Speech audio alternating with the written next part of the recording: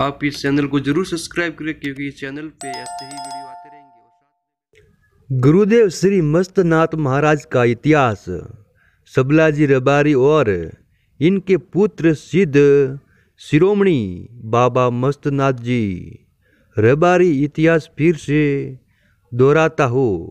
अगर इतिहास में कोई त्रुटि कमी लगे तो अपना छोटा भाई समझकर क्षमा करना और उस कमी को अपने ज्ञान से सही करना, जिससे मेरे युवा साथियों को सबलाजी रबारी और इनके पुत्र बाबा मस्तनाथ जी रबारी के इतिहास के बारे में सही से जानकारी हो सके।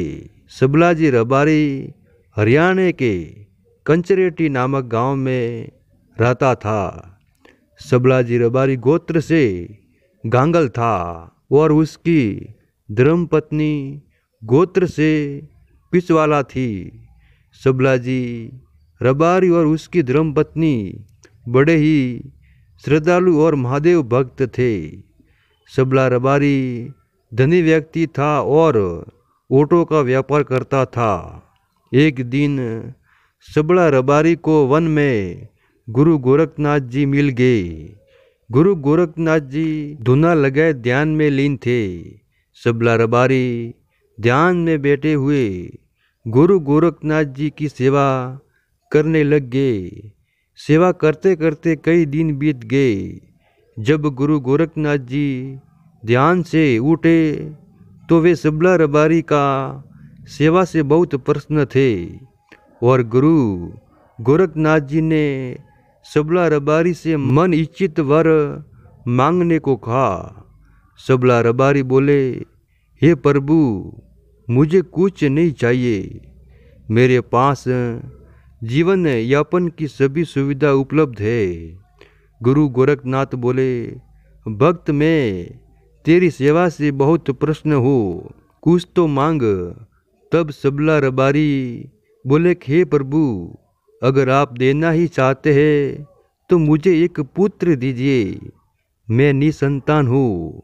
मुझे और मेरी धर्मपत्नी को बस यही एक दुख है। गुरु गोरखनाथ जी बोले, भक्त तुझे कैसा पुत्र चाहिए? सबला रबारी ने कहा, हे प्रभु, मुझे बिल्कुल आप जैसा पुत्र चाहिए। गुरु गोरखनाथ जी सबला रबारी को वरदान देकर अंतर ध्यान हो गए। फिर एक दिन सबला रबारी और उसकी धर्मपत्नी को वन में वट वृक्ष के नीचे गुरु गोरखनाथ अवतार एक शिशु बच्चा मिला जो स्वयं गुरु गोरखनाथ थे। सबला रबारी ने उस बच्चे का नाम मस्ता रबारी रखा।